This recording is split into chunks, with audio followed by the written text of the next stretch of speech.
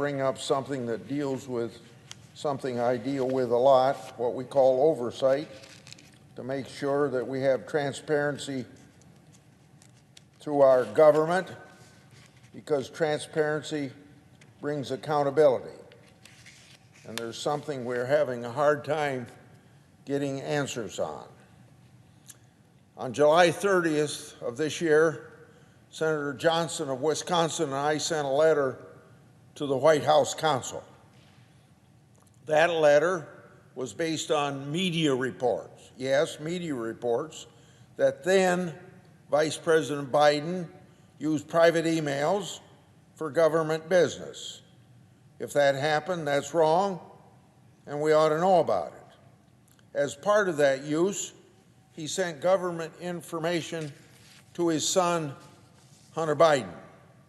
The news reports provided details about then Vice President Biden's email addresses at that time and the fake names that he used for that email. As one example from the reported emails, in 2016, an employee of the Office of the Vice President emailed Biden his schedule and copied Hunter Biden. In another email in 2016, that same employee reportedly emailed Vice President Biden about early morning preparation for a 9 a.m. phone call with the Ukrainian president. Hunter Biden was again reportedly copied on that email. As we all know, Hunter Biden served on the board of a corrupt Ukrainian energy company at the time of these emails. Certainly, Hunter Biden would have been quite interested in any and all information relating to the U.S. government's communication with the Ukrainian government.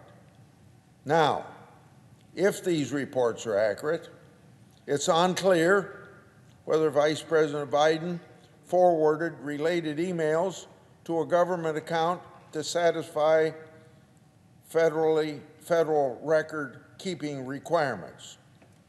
Kind of sounds familiar, doesn't it? Just remember the same issues came up with Hillary Clinton.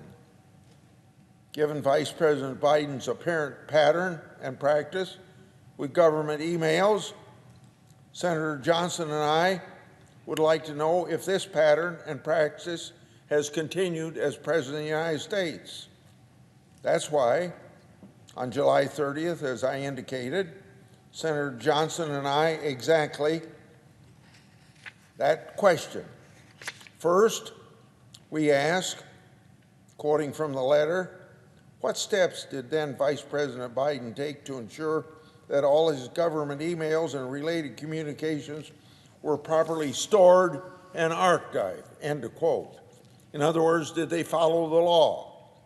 Second, we ask, and I quote, does President Biden use non-government emails to communicate government business or email his family members government information? If so, what steps have been taken to ensure that those communications satisfy federal record-keeping and archival requirements, end of quote. Now, these sound like pretty simple questions that President Biden can answer quickly. Moreover, it would be quite easy for the president to deny reports if these reports were not accurate. Our letter provided President Biden that opportunity. To date, we haven't received a response. In fact, as you can tell from July 30th, it's been nearly 3 months. In fact, the fact that the White House counsel's office and President Biden can't find time to answer these threshold questions draws suspicion.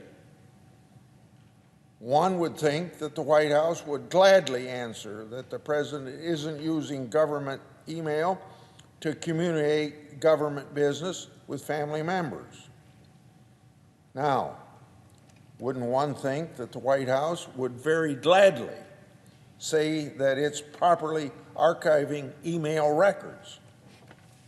This is a matter of transparency, and it and it's a matter of transparency that the public deserves answers. I yield.